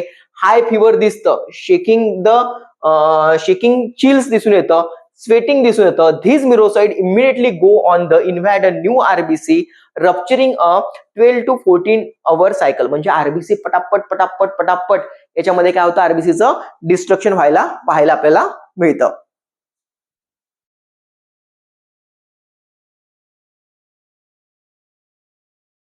सो अशा प्रकारे आता तुम्हाला याच्यामध्ये वेगवेगळे सिम्पटम्स दिसायला लागतात. काय सिम्पटम्स दिसून येतात तर याच्यामध्ये तुम्हाला फिवर दिसून येतं, चिल दिसून येतं, स्वेटिंग दिसून येते. हे सगळे सिम्पटम जे आहे आपण स्टार्टिंगलाच बघितले होते की मलेरियामध्ये काय काय सिम्पटम असतात, त्या या आरबीसीच्या स्टेजवर पोहोचल्याच्या नंतर, इरेथ्रोसाइटच्या स्टेजवर पोहोचल्यानंतर हे सिम्पटम्स आपल्याला दिसायला लागतात. सो हा genome gametocytes differentiation instead of replication of asexually some percentage of a merozoites. हे जे मिरोझॉइड्स होते यातले बरेच सगळे जे आहे मिरोझॉइड ट्रोपोझॉइड मध्ये कन्वर्ट होतात. ट्रोपोझॉइड सिझोन मध्ये, सिझोनच्या आतमध्ये पुन्हा मिरोझॉइड्स असतात. मिरोझॉइड्स आणि हिमॅझोन जेव्हा त्यातून सिझोन मधून बाहेर पडतात हे सिम्पटम दिसतात. पण काही पर्सेंटेज मध्ये हे जे मिरोझॉइड्स आहे ते मात्र समोर ट्रोपोझॉइड मध्ये कन्वर्ट होत नाही. ते काय करतात तर ते गमिट बनवतात. ते काय बनवतात हे बघा, मेल साठी मायक्रोगमिटोसाइट्स बनवतात आणि फिमेल मॅक्रोगमिटोसाइट्स बनवतात. Sexual formation that circulate the harmlessly in a peripheral of the blood. So काही मॅक्झिमम जे आहे ते मिरोझॉइड जे आहे ट्रोपोझॉइड मध्ये कन्वर्ट होतात. ट्रोपोझॉइड येतो सिझोन मध्ये कन्वर्ट होतो. सिझोन मध्ये पुन्हा आपल्याला मिरोझॉइड्स पाहायला मिळतात. 16 ते 32 एका सिझोन मध्ये. सोबत जेव्हा हे सिझोन बस्ट होतं तेव्हा त्याच्यामधून मिरोझॉइड्स बाहेर येतात. मिरोझॉइड सोबत जे वेस्ट प्रॉडक्ट आहे त्याला आपण हिमॅझोइन असं म्हटलेलं आहे ते पण बाहेर येतं. हे बाहेर आल्याबरोबर आपल्याला फिवर, चिल या सगळ्या गोष्टी दिसायला लागतात. पण काही पर्सेंटेज मध्ये हे जे मिरोझॉइड्स आहे ते जे आहे ते गमिट फॉर्मेशन मध्ये लागतात. मेलचं गमिट जे आहे ते मायक्रो गमिटोसाइट्स बनवतात आणि फिमेलचं जे आहे ते मॅक्रो गमिटोसाइट फक्त बनवतात, फ्युजन नाही होत आपल्या बॉडीमध्ये. ठीक आहे. अशा प्रकारे दोन स्टेज मी तुम्हाला आता कंप्लीट करून सांगितलेलं आहे. पुन्हा एकदा डायग्राम वर घेऊन जातो. मगाशी आपण लिव्हर मध्ये काय झालं ती डायग्राम बघितली. आता आपल्या आरबीसी मध्ये काय झालं ते डायग्रामच्या माध्यमातून तुम्हाला एकदा समजून सांगतो, म्हणजे गोष्टी व्यवस्थित समजेल. हा, सो इथे आपले मगाशी सांगितल्याप्रमाणे ते मिरोझॉइड्स बाहेर आले होते. आता ते मिरोझॉइड जे आहे पुढे जाऊन ते कशामध्ये कन्वर्ट झाले होते, ट्रोपोझॉइड मध्ये. हे बघा इथे तुम्हाला रिंग शेपचा ट्रोपोझॉइड दिसतो आहे. मी मगाशी त्याच्यामध्ये लिहिलं होतं की हे मिरोझॉइड जेव्हा आरबीसी मध्ये जातात, आरबीसीच्या आतमध्ये जातात, तेव्हा रिंग शेपचे ट्रोपोझॉइड दिसतात. आता ते ट्रोपोझॉइड जे आहे ते मॅच्युअर ट्रोपोझॉइड मध्ये कन्वर्ट होतात. त्याच्यामध्ये सिझोन बनतात. सिझोनच्या बाहेर पुन्हा मिरोझॉइड्स बाहेर पडतात आणि मिरोझॉइड्स आपल्या बॉडीच्या बाहेर आले की आल्याबरोबर आपल्याला सगळे सिम्पटम्स दिसायला लागतात. पण मी मगाशी सांगितलं पण होतं की काही जे मिरोझॉइड्स आहे, हे जेव्हा मिरोझॉइड जे आहे, काही मिरोझॉइड जे आहे हे समोर काय करतात, गमिटोसाइट्स बनवतात. जी इथे तुम्हाला दिसत आहे गमिटोसाइट बनवतात. गमिटोसाइट म्हणजे काय, मेल गमिट आणि फिमेल इथे दिसत आहे बघा. मेल गमिट आणि फिमेल गमिट त्यांनी बनवलेले आहे. मेल गमिट आणि फिमेल गमिटोसाइट्स. तिथं फ्युजन झालेलं नाहीये आपल्या बॉडीमध्ये. सो आरबीसी मध्ये हे झालं. मिरोझॉइड ट्रोपोझॉइड मध्ये कन्वर्ट झाले. ट्रोपोझॉइड जे आहे ते सिझोन मध्ये पुन्हा मिरोझॉइड्स आणि हिमॅझोइन बनलं जे वेस्ट प्रॉडक्ट आहे. आणि हे सगळं जेव्हा बॉडीच्या त्या सिझोनच्या बाहेर येतं तेव्हा आपल्याला सगळे सिम्पटम्स दिसायला लागतात. अशा प्रकारे ही पहिली सायकल जे लंग्स आपल्या लिव्हर संदर्भात झाली ती. दुसरी आरबीसी संदर्भातली जी आहे ती मी तुम्हाला एक्सप्लेन केलेली आहे. आता पुढे मॉस्किटोच्या बॉडीमध्ये काय होते ही सायकल आपण पहिले त्याची थेरी समजून घेऊ आणि याच्यामध्ये म्हणजे ही इतकी क्लिष्ट वाटणारी डायग्राम जी आहे तुम्हाला त्या 3 पार्ट मध्ये डिवाइड केल्याच्या नंतर त्या पार्ट नुसार ते समजून सांगितल्यामुळे तुम्हाला पटकन लक्षात राहील. सो पुढे जाऊया आपल्या तिसऱ्या पार्टमध्ये, की काय झालं होतं नेमकं, की आता ते फिमेल गमिट जे आहे ते फक्त बनलेले आहे. गमिटोसाइट जे आहे ते आपल्या ह्युमन बॉडीमध्ये आहे. आता येते फिमेल अॅनाफोलस मॉस्किटो. ते काय कार्यक्रम करते ते पण समजून घेऊया. So final mosquito vector stage, आपली ह्युमनची अर्धी स्टेज झाली आहे असेक्च्युअल. आता सेक्च्युअल जी आहे ती सायकल जी आहे मॉस्किटो मध्ये होणार आहे. तिथे काय होते ते पण समजून घेऊया. सो तिथे काय होत आहे बघा. Final phase complete the life cycle through the sexual reproduction जे आहे ते कुठे होणार आहे, फिमेल अॅनाफोलस मॉस्किटो मध्येच होणार आहे. इंजेक्शन व्हेन द क्लीनचा अर्थ आंघोळ करून आलेली फिमेल अॅनाफोलस मॉस्किटो नाही. क्लीनचा अर्थ ज्या फिमेल अॅनाफोलस मॉस्किटोला आतापर्यंत पॅरासाइट तिच्या बॉडीमध्ये गेलेला नाहीये, ती क्लीन आहे, त्याच्याकडे कोणताही पॅरासाइट मलेरियाचा नाहीये, प्लाझ्मोडियम नाहीये. सो अशा प्रकारची क्लीन फिमेल अॅनाफोलस मॉस्किटो जी आहे ते मॉस्किटो बाईट करते इन्फेक्टेड पर्सनला. आतापर्यंत ज्या 2 स्टेजेस आपण बघितल्या, ज्या व्यक्तीच्या बॉडीमध्ये या 2 स्टेजेस झालेले आहे, ते गमिट्स बनलेले आहे, अशा व्यक्तीला हे फिमेल अॅनाफोलस मॉस्किटो जिला आतापर्यंत इन्फेक्शन झालेलं नाहीये, ती इन्फेक्टेड झालेल्या व्यक्तीला मात्र चावते आणि इंजेस्ट द सर्क्युलेटिंग गमिटोसाइट, आणि अशा प्रकारे ते जे गमिटोसाइट जे असते ते त्यांच्या बॉडीमध्ये जाते. पुढे बघा, any asexual form ingested are destroy in her digestive tract. जे काही असेक्च्युअल ट्रॅक मधलं काही जर गोष्टी त्यांच्या बॉडीमध्ये गेल्या असेल त्या सगळ्या डिस्ट्रॉय होऊन जातात. पुढे बघूया fertilisation. In the mosquito midgut म्हणजे काय, त्यांचा जो गट आहे म्हणजे इंटेस्टाइनचा पार्ट आहे. The temperature drop trigger the gametocyte to mature into the gamete. So हे जे आता गमिटोसाइट्स आहे ते कशामध्ये कन्वर्ट होतात, गमिट मध्ये कन्वर्ट होतात. कुठे, मिड गट मध्ये, त्यांच्या इंटेस्टाइनच्या मध्ये गेल्याच्या नंतर टेम्परेचर कमी झाल्यामुळे ट्रिगर होतात आणि ते जे गमिटोसाइट्स आहे ते कशामध्ये कन्वर्ट होतात, गमिट्स मध्ये कन्वर्ट होतात. सो आता बघा, आतापर्यंत सगळं जे आहे ह्युमन बॉडीमध्ये झालं. मच्छरांनी काय केलं, जे काही असेक्च्युअल पार्ट त्यांच्या बॉडीमध्ये रक्त घेताना जर आलं असेल ते सगळं डिस्ट्रॉय करून टाकलं, आणि जसंच त्याच्या मिडगट मध्ये ते ब्लड पोहोचलं, हे स्पोरोझोइट्स म्हणजे गमिटोसाइट्स पोहोचले, ते ट्रिगर झाले कमी टेम्परेचर मध्ये आणि कशामध्ये कन्वर्ट झाले, गमिट्स मध्ये कन्वर्ट झालेले आहेत. पुढे बघूया, the male and the female gamete fuse to create the zygote. त्याच्या पुढे त्यातले जे गमिट जे आहे, मेल आणि फिमेल गमिट जे आहे त्यांचं काय झालं, फ्युजन झालं, ते झायगोट मध्ये कन्वर्ट झाले. पुढे बघूया त्या झायगोटचं काय झालं ते समजून घेऊया. eukainate formation. The zygote elongated and transformed into the motile eukainate. eukainate मध्ये कन्वर्ट झाला. हा जो झायगोट होता पुढे कशामध्ये कन्वर्ट झाला, eukainase मध्ये कन्वर्ट झालेला आहे, which borrow directly through the midgut wall. बरं, आता हा eukainate जो आहे हा पुढे oocytes मध्ये कन्वर्ट झालेला आहे, म्हणून इथे लिहिलाय oocyte development. On the outer surface of the midgut, the eukainase insees itself to become a static oocytes. Inside the oocyte, the thousand of a new, आणि या oocyteच्या आतमध्ये खूप सगळे काय असतात, स्पोरोझॉइड्स असतात. आठवते का, स्टार्टिंगच इथून गेली होती आपण, की मच्छर जेव्हा आपल्याला चावतो, ब्लड घेतो आणि आपल्या बॉडीमध्ये स्पोरोझॉइड टाकतो. हेच ते स्पोरोझॉइड आहे. Developing through the process called the sporogony. Migration to the salivary gland. The mature oocyte rupture, releasing a actively sporozoid into the mosquito's body cavity. अशा प्रकारे हे स्पोरोझॉइड जेव्हा त्यांच्या सलायव्हरी ग्लँड पर्यंत येतात, जेव्हा ते रक्त घ्यायला आपल्यापर्यंत पोहोचतात, आपल्यापासून रक्त तर घेतात आणि आपल्याला स्पोरोझॉइडचा प्रसाद देऊन जातात मलेरियासाठी. ठीक आहे, तो अशा प्रकारे त्यांच्या सलायव्हरी ग्लँड पर्यंत हे पोहोचतं. तर मलेरिया फिमेल अॅनाफोलस मॉस्किटोच्या बॉडीमध्ये काय काय झालं, एखादी क्लीन फिमेल अॅनाफोलस मॉस्किटो अशा इन्फेक्टेड व्यक्तीला जेव्हा चावते तेव्हा ते जे काही सर्व गमिटोसाइट्स जे आहेत ते त्यांच्या बॉडीमध्ये जातात आणि याच्यासोबत जे काही ब्लड मध्ये असेक्च्युअल पार्ट मध्ये जे काही कंटेंट असेल तो सगळा जातो, ते सगळं डिस्ट्रॉय होऊन जातं. ते गमिटोसाइट जे आहे ते गमिट्स मध्ये कन्वर्ट होतात, कारण की मिड गट मध्ये जेव्हा हे पोहोचतं त्याचं टेम्परेचर कमी होऊन जातं या गमिटोसाइटचं आणि ते ट्रिगर करतं.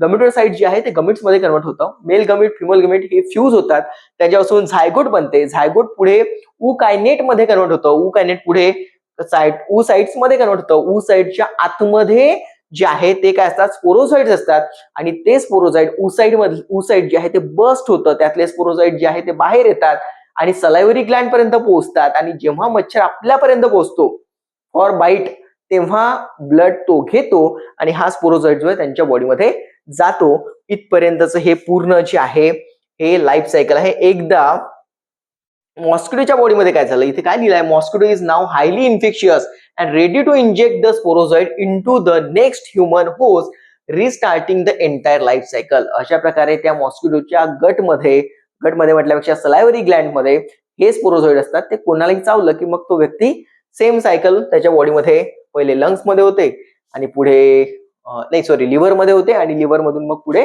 आरबीसी मध्ये होते आणि सेम सुरू राहते. सो अशा प्रकारे हे बघा, तुम्हाला इथे मी फिमेल अॅनाफोलस मॉस्किटोच्या बॉडीमध्ये काय झालं ते पण एकदा सांगून देतो.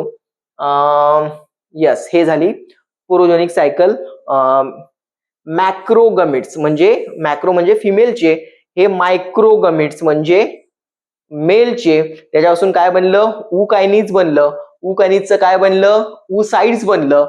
उसाइडच्या आतमध्ये जेव्हा रप्चर होतं, उसाइड जेव्हा रप्चर होतं त्याच्यामधून बाहेर काय पडतं, स्पोरोझॉइड, आणि ते स्पोरोझॉइड मगाशी आपल्या बॉडीमध्ये एंटर झालं होतं. अशा पद्धतीने हे पूर्ण सायकल आहे. सो मित्रांनो, होपफुली तुम्हाला व्यवस्थित समजलं असेल की आपण काय सायकल कशा पद्धतीने बघितलेली आहे. सो मी तुम्हाला जर थोडंसं आठवण करून द्यायचं असेल पुन्हा एकदा सगळं, तर त्याच्यामध्ये शॉर्ट मध्ये सांगायचं झालं काय काय झालं, इतकं मोठं जे आपण पूर्ण लाईफ सायकल बघितली अशी तोंडपाठ पाहिजे आपल्या सगळ्यांना. ठीक आहे. सो काय झालं की सर्वात पहिले मॉस्किटोनी आपल्याला जेव्हा बाईट केलं, त्याच्या बॉडीमध्ये सलायव्हरी ग्लँड मध्ये जे काही स्पोरोझॉइड्स होते ते आपल्या बॉडीमध्ये गेले. आता स्पोरोझॉइड जे आहे 30 मिनिटांमध्येच आपल्या बॉडीमध्ये गेल्याच्या नंतर आपल्या लिव्हर पर्यंत पोहोचतात. लिव्हर मध्ये गेल्याच्या नंतर तिथे असेक्च्युअल रिप्रोडक्शन होतं, मायटोटिक सेल डिव्हिजन होतं आणि त्याच्यानंतर पुढे जाऊन ते सिझोन्ट मध्ये कन्वर्ट होतं.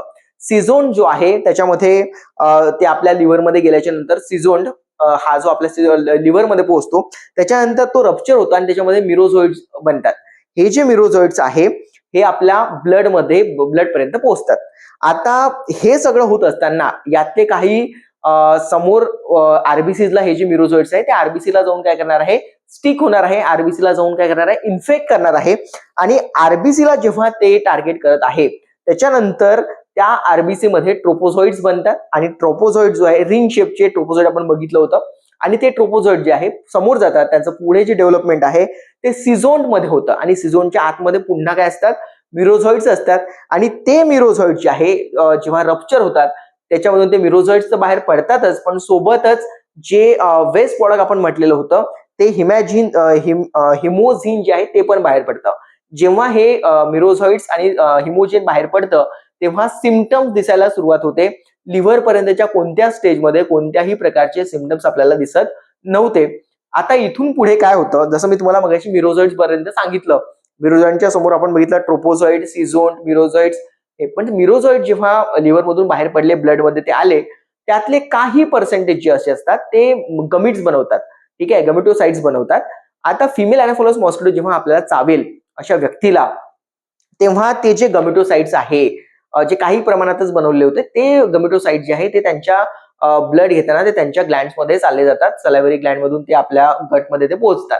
त्यातले बाकी असेक्च्युअल रिप्रोडक्शनचे जे काही सायकल होतं ते सगळं ते डिस्ट्रॉय करून टाकतात आणि जे गमिटोसाइट्स त्यांनी बनवले होते, मॅक्रो फॉर द फिमेल आणि मायक्रो फॉर द मेल, हे सगळं त्याच्या बॉडीमध्ये जातं आणि ते त्याचं जाऊन त्या गमिटोसाइट्सचं गमिट मध्ये कन्व्हर्शन होतं. कारण की त्यांच्या जे मिड गट असतं त्या फिमेल अॅनाफोलस मॉस्किटो ते थोडंसं थंड असतं, त्याच्यामुळे ते गमिटोसाइट जे आहे ते गमिट्स मध्ये कन्वर्ट होतात आणि ते जे गमिट्स आहे पुढे जाऊन ते उकायनीज मध्ये कन्वर्ट होतं. गमिटचं झायगोट बनतं, झायगोट पासून उकायनेट बनतं, उकायनेट पासून उसाइड्स बनतं आणि उसाइडच्या बॉडीमध्ये जेव्हा ते बस्ट होतं उसाइड्स, तेव्हा त्याच्यामधून स्पोरोझॉइड निघतं आणि सेम पद्धतीने पूर्ण सायकल जी आहे ती गोल गोल फिरत राहते. सो मित्रांनो, अशा पद्धतीने डायग्रामच्या माध्यमातून असो, हे सगळे महत्वाचे हायलाइट पॉईंट मी इथे करून दिलेले आहे किंवा इथे पण मी सगळे जे पॉईंट आहे त्याला बॉक्स करून ठेवलेला आहे, जेणेकरून त्या सगळ्या गोष्टी तुम्हाला व्यवस्थित लक्षात राहील. अशा पद्धतीने हा खूप महत्वाचा टॉपिक याच्यासाठी पण आहे की 2023-24 ला या इतक्या महत्वाच्या टॉपिकवर, कारण की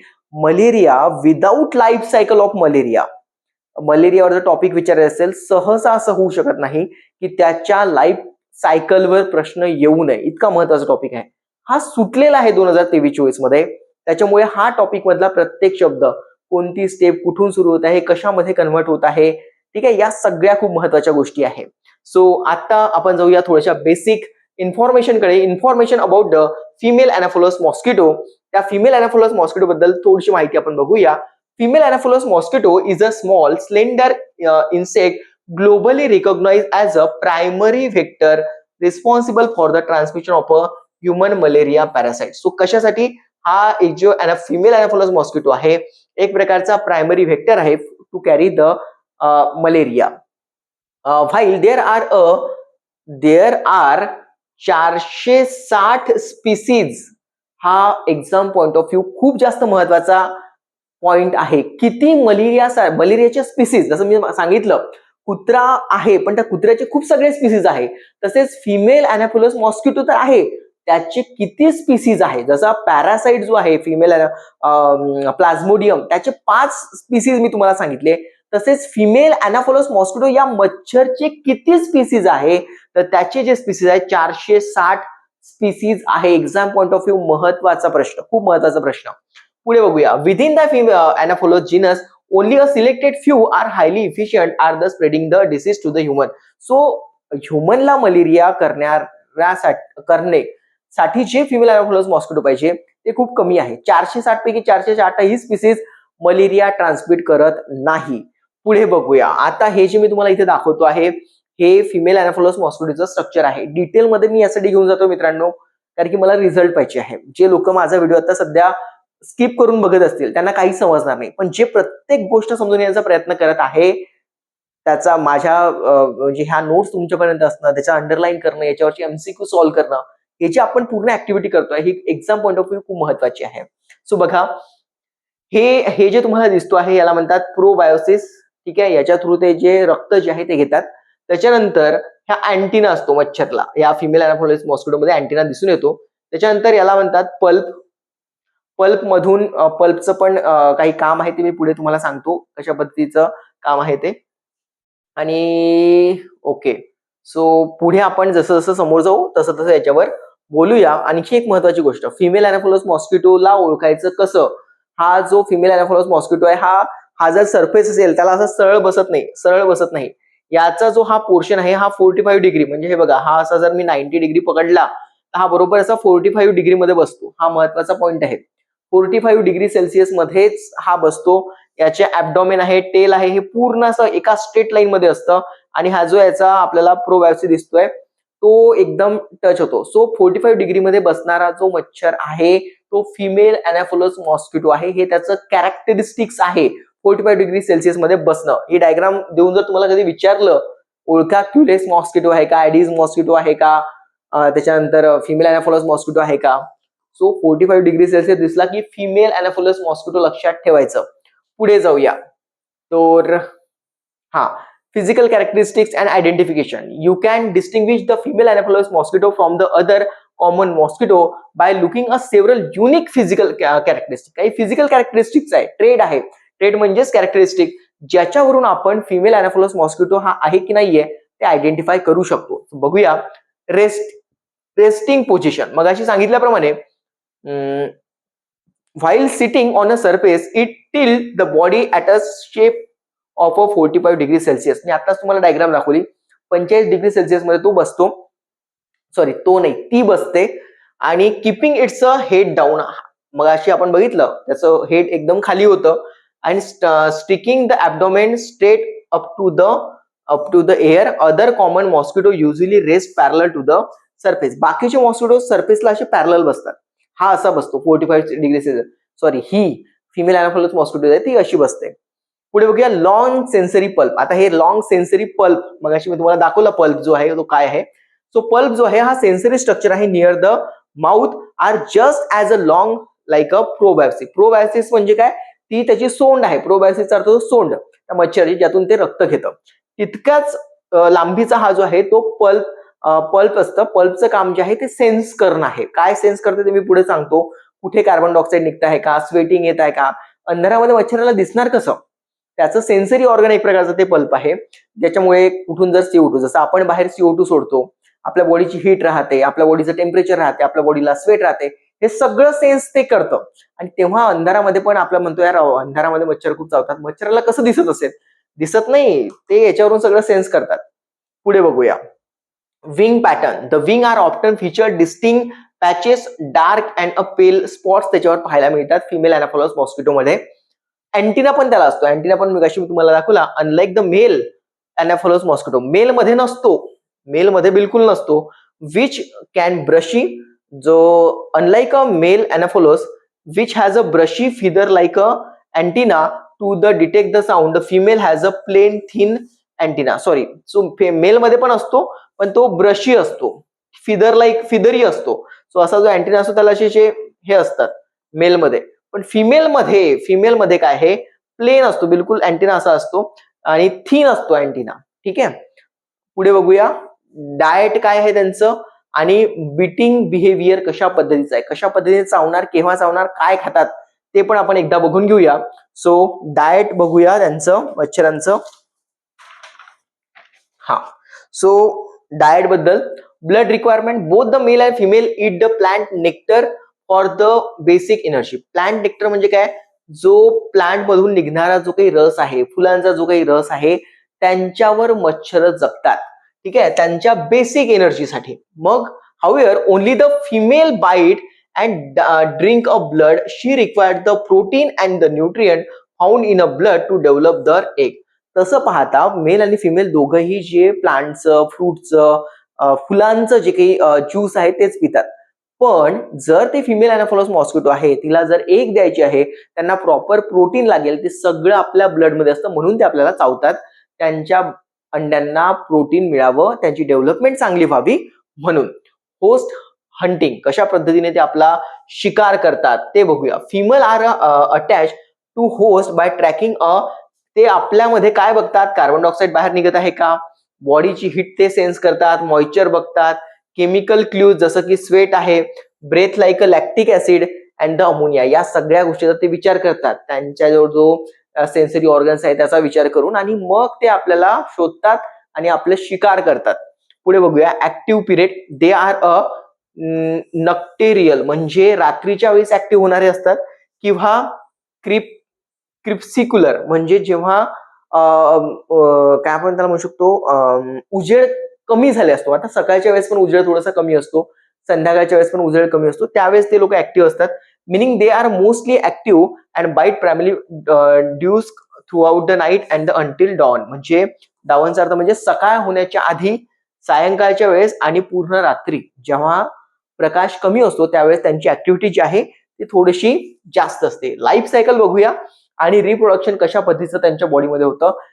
ही मगाशी आपण जे बघितलं ते प्लाझ्मोडियमची लाईफ सायकल बघितली. मच्छरची लाईफ सायकल कशी आहे, जसं आपली लाईफ सायकल जर बघायची झाली ह्युमन बिंगची, आपण सर्वात पहिले आईच्या गर्भाशयामध्ये एक छोटस एक पॉइंट असतो, झायगोट असतो, मग त्याचं फिटस बनतं, मग ते बाळ बाहेर येतं, मग तो ऍडल्ट बनतं, मग म्हातारं बनतं. ही आपली लाईफ सायकल झाली. बस तशाच प्रकारे मॉस्किटो कसं कोणत्या कोणत्या स्टेजेस मधून जातं हे आपल्याला बघायचं आहे, आणि हा आपला शेवटचा टॉपिक आहे. सो जाऊया life cycle and reproduction female Anopheles मॉस्किटोचं काय होतं. तर बघा मित्रांनो, याच्यामध्ये काय आहे की ऍडल्ट सर्वात पहिले जे आहे ते एक ऍडल्ट जे फिमेल आहे ते एक देतं, ते एक जे आहे पुढे जाऊन लार्वा मध्ये कन्वर्ट होतं, लार्वा जे आहे ते प्युपा मध्ये कन्वर्ट होतं, आणि प्युपा जे आहे ते पुढे जाऊन ऍडल्ट मध्ये कन्वर्ट होतं. सो अशा प्रकारे एक, लार्वा, प्युपा आणि ऍडल्ट अशा 4 स्टेजेस मध्ये फिमेल एनाफोलस मॉस्किटो जो आहे तो डिवाइड झालेला आहे. तो समजून घेऊया. लाईफ सायकल ऑफ इथे एडीज नाही पाहिजे, इथे एनाफोलस पाहिजे. ठीक आहे. So female Anopheles mosquito undergoes a 4 stages complete a metamorphosis. मेटामॉर्फोसिसचा अर्थ त्यांचं रंगरूप कशा पद्धतीने बदलत जातं, कशा पद्धतीने ते रूपांतरित होतात, ते सगळं जे आहे ते 4 स्टेजेस मध्ये आहे. पहिला आहे egg, larva, pupa, adult. So egg, larva, pupa, adult या 4 स्टेज मध्ये सगळेच मॉस्किटो या 4 स्टेजेस मधूनच जातात. The first 3 stages are strictly aquatic. हे जे 3 आहे एग, लार्वा आणि प्युपा, हे अक्वॅटिक स्टेज आहे, म्हणजे हे पाण्यामध्ये होतात, आणि ही जी ऍडल्ट स्टेज आहे हे पाण्याच्या बाहेरच होते. इट टेक अबाउट 5 ते 14 दिवस to complete the, depending heavily on the surrounding weather, water temperature. So अशा प्रकारे ही पूर्ण म्हणजे एक, लार्वा, प्युपा आणि ऍडल्ट हे पूर्ण बनेपर्यंत किती काळ लागतो, तर तो आहे 5 ते 14 दिवस. म्हणजे मच्छराला जसं आपल्या ह्युमन बिंग मध्ये म्हटलं आपण की 9 महिन्याचा कार्यकाळ असतो, बाळ बाहेर येईपर्यंत. तिथून जर पुढे बघितलं आपण तर मग अजून पुन्हा वेळ लागतो. तशा पद्धतीने मच्छराचं पूर्ण डेव्हलपमेंट जर आपण बघितलं 5 ते 14 दिवस लागतात. एक लार्वा, प्युपा आणि अडल्ट स्टेज पर्यंत. सो एक स्टेज काय आहे त्याला समजून घ्यायचा प्रयत्न करूया. Egg are laid singly directly on the surface of the water and feature uniquely lateral air float on the either side keep them a buoyant. आता buoyant म्हणजे काय होते हे मी तुम्हाला सांगतोच, पण एक गोष्ट लक्षात ठेवा. एक स्टेज मध्ये फिमेल अॅनाफिलोस मॉस्किटो जो आहे तिचा एक जो आहे असा गुच्छांमध्ये पडत नाही, एक एक पडतो, सिंगल म्हणून म्हटलेलं आहे लेड सिंगली, एक पडतो, गुच्छांमध्ये पडत नाही. दुसरी मस्ट हा असा गुच्छा असा बनायला एक पडतो असा. ठीक आहे. सो अशा प्रकारे त्याचा जो एग आहे तो पडला. पुढे directly on the surface of the वॉटरच्या सरफेसवर तो पडतो. And feature uniquely lateral air float, याला असं ना एक एअर फ्लोट असतो असा. ठीक आहे. त्याच्यामुळे काय होते, हा जो एग आता वॉटरच्या सरफेसवर आलाय तो पाण्यामध्ये डुबू नये म्हणून याला लॅटरल काय असतात, फ्लोट असतात. याला लॅटरल फ्लोट असतात. सो अशा प्रकारे एग आला त्याला इथे लॅटरल फ्लोट असतात. लॅटरल फ्लोटमुळे काय होते, तो तरंगतो, त्याला बायोन्सी मिळते. आता बायोन्सीचा फिजिक्स मधला अर्थ तुम्हाला समजून सांगतो.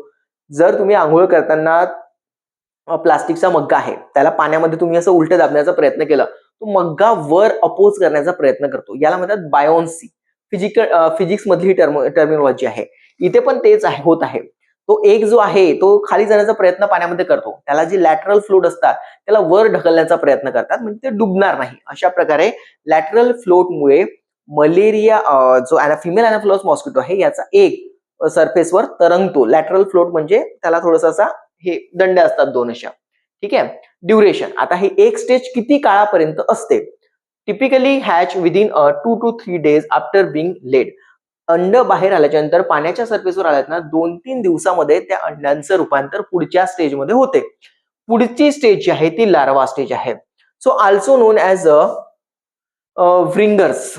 व्रिंगर्स म्हणतात. They larva having a no siphon. आता हे सिफॉइन ट्यूब काय आहे, हा जो लार्वा आहे श्वास घेण्यासाठी जी ट्यूब असते त्याला सिफॉइन ट्यूब असं म्हणतात. ही ट्यूब जी आहे ती लार्वा स्टेज मध्ये नसते. मग ते श्वास कसं घेणार, ते पाण्याच्या वरच तरंगत राहते, म्हणून त्याला त्या सिफॉइन ट्यूबची गरज पडत नाही.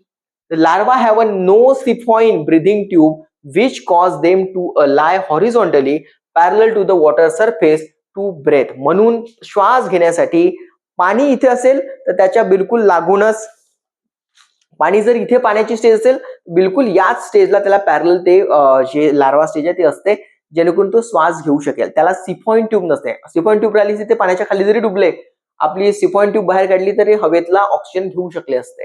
सिफॉइन ट्यूब जी आहे हवा घेण्यासाठी लार्वा स्टेजमध्ये अब्सेंट असते. पुढे बघूया. Behaviour, they are feed on the organic matter. आता हा जो लार्वा आहे तो काय खातो, तो त्या पाण्यामधला जो अल्गा आहे त्याला खातो in a water and moult 4 time growing larger than each stage. He stage at least 4 to 10 days, 4 ते 10 दिवसाची ही स्टेज राहू शकते. आणि जे पाण्यामधले अल्गे असतात ते सगळे हे खातात. प्युपा स्टेज बघून घेऊया. प्युपा स्टेज रेफर टू, याला म्हणतात टम्बलर स्टेज असं म्हणतात, कारण की त्याची प्युपाची स्टेज मग मी तुम्हाला दाखवली एखाद्या भांड्यासारखी आहे. सो त्याच्यामुळे त्याला टम्बलर स्टेज असं म्हणतात. They are comma shape and float near the water surface to take the air throughout the respiratory trumpet. त्याच्यानंतर this is a resting non feeding stage of a metamorphosis. So pupa stage ही non feeding आहे. Larva stage मध्ये आपण बघितलं तो alga खात होता, पण इथे प्युपा स्टेज जी आहे ही कशी स्टेज आहे तर ही नॉन फीडिंग स्टेज आहे and of the metamorphosis. At least 2 to 3 days before the pupa can split and then adult emerge. तो अशा प्रकारे प्युपा 2-3 दिवसामध्ये अडल्ट मध्ये कन्वर्ट होऊन जातो. अडल्ट स्टेज मध्ये समजून घेऊया काय होते. So appearance, so adult rest at the angle with their proboscis head and the abdomen in a straight line pointing near the rear end downward toward the resting surface. म्हणजे त्यांचं म्हणणं आहे की हेड खाली राहते, ॲब्डोमेन असं राहते आणि हे असते. सो शॉर्टली त्यांना हे म्हणायचं आहे की जो ॲडल्ट आहे तो 45 डिग्री सेल्सिअसच्या अँगलनी बसतो. ठीक आहे. आणि हे जे त्याचं ॲब्डोमेन आणि टेल आहे एकदम सरळ असते. Behaviour, only the female Anopheles mosquito bite she required a blood meal to develop her egg and famously known as the primary vector for the transmitting the malaria in a wild adult female typically live for the 1 to 1-2 weak ते जगतात आणि ते good vector आहे for the female Anopheles mosquito. आणि अशा प्रकारे ते female Anopheles mosquito जे आहेत तेच फक्त बाईट करतात. मेल जे आहे ते फ्रूट किंवा झाडं असतात किंवा फ्रूट असतात किंवा फ्लावर असतात त्यांच्या ज्यूसवर ते जगतात. पुढे बघूया role of a disease vector. कशा पद्धतीने ते आपल्याला हा शेवटचा टॉपिक आहे. So role as a disease vector. The female anopheles is the famous for its a biological relationship with the plasmodium parasites which cause a malaria. So हा जो female Anopheles mosquito आहे आणि जो प्लाझ्मोडियम आहे यांचं चांगलं जमतं म्हणूनच ते फिमेल काय करते त्या पॅरासाइटला घेऊन इकडे तिकडे फिरते आणि मलेरियाचा प्रसार सगळ्यांना वाटत फिरते. Infection. When the female bite the human who already have a malaria, she suck up the parasite along with the blood. So जेव्हा एखाद्या व्यक्तीला मलेरिया झालेला असतो आणि फिमेल अॅनाफोलस मॉस्किटो त्याला चावते तेव्हा तो जो पॅरासाइट्स आहे त्या ब्लड सोबत ते फिमेल अॅनाफोलस मॉस्किटो तो पॅरासाइट पण घेऊन उडून जाते. Incubation. The parasite develop and mature inside the mosquito गट ओव्हर अ 1 to 2 वीक. आता हा जो आतमध्ये गेला मॉस्किटोच्या आतमध्ये तिथे 2-3 वीक मध्ये तो मॅच्युअर होऊन जातो. Eventually travelling state to the salivary gland आणि सलायव्हरी ग्लँड पर्यंत तो जो आहे मिरोझॉइड्स आपण ज्याला म्हणतो ते येऊन जातात. ठीक आहे. Transmission. The next time the mosquito bite a healthy person she inject her saliva along with the active parasite into the person's bloodstream and completing the cycle. So अशा प्रकारे इन्फेक्ट झालेल्या व्यक्तीपासून त्यांनी मलेरियाचा पॅरासाइट्स घेतलेला आहे. त्याच्या बॉडीमध्ये फिमेल अॅनाफोलस मॉस्किटोच्या बॉडीमध्ये त्याची सायकल झाली ती कशी झाली आपण मगाशी बघितलं. त्याच्यानंतर ते पुन्हा जेव्हा हेल्दी पर्सनला चावतात तेव्हा ते मलेरियाला त्या पॅरासाइटला काय करतात हेल्दी पर्सन मध्ये टाकतात आणि अशा प्रकारे मलेरियाचा स्प्रेड होतो. Other disease beyond the malaria certain anopheles mosquito असे पण त्याचे काही स्पीसीज आहे. मग सांगितलं मी 460 स्पीसीज आहेत त्यातले काही असे पण स्पीसीज आहे जे काय करतात की फायलेरियाचे वर्म पण जे आहे त्याला पण कॅरी करतात. फिमेल अॅनाफोलस मॉस्किटोचे 460 पैकी मॅक्झिमम जे आहे ते मलेरियाच कॅरी करतात पण काही असे पण आहे जे फायलेरिया पण जे आहे ते काय करतात आणि काही व्हायरसेस आहे त्याला पण ते काय करतात समोर घेऊन जाऊ शकतात. सो मित्रांनो अशा प्रकारे एक डिटेल व्हिडिओ जवळजवळ 1 तासापेक्षा जास्त मी तुम्हा सगळ्यांसाठी बनवलेला आहे. होपफुली तुम्हाला हा जो व्हिडिओ आहे इन्फॉर्मेशन आवडली असेल. लॅब IQ ला तुम्ही बॅच जॉईन करू शकता. Lab scientific officer lab assistant आरोग्य विभागासाठी आणि एक नॉन पेड ग्रुप आहे त्याची लिंक सुद्धा मी माझ्या या डिस्क्रिप्शन बॉक्समध्ये किंवा मेसेजमध्ये टाकून देईल. तुम्ही तो नॉन पेड ग्रुप पण जॉईन करू शकता आणि माझा नंबर पण मी तुम्हाला दिलेला आहे. लॅब IQ तुम्ही जॉईन केल्याच्या नंतर तुम्हाला मेसेज पण येऊन जाईल. सो ज्या लोकांना बॅच जॉईन करायची आहे ते लवकरात लवकर बॅच जॉईन करू शकता. आणि बऱ्याच काही ऍक्टिव्हिटी आम्ही करतो आहे जसं व्हॉट्सअप ग्रुपला टेस्ट घेणं असो या सिलेबस कंप्लीट झाल्याच्या नंतर त्या नोट्स प्रोव्हाइड करणं असो MCQ त्याच्यावर भरपूर सगळे आम्हाला टाकायचे आहेत. ते बऱ्याच ऍक्टिव्हिटी सुरू आहे जे विद्यार्थी परीक्षेची वाट बघत आहे. मला असं वाटतं हळूहळू जर आतापासून तुम्ही अभ्यास सुरू केला तर परीक्षेपर्यंत तो बऱ्यापैकी झालेला तुम्हाला मिळेल. ठीक आहे. सो भेटूया लवकरच आपल्या नेक्स्ट व्हिडिओमध्ये. तोपर्यंत सत्यमेव जयते.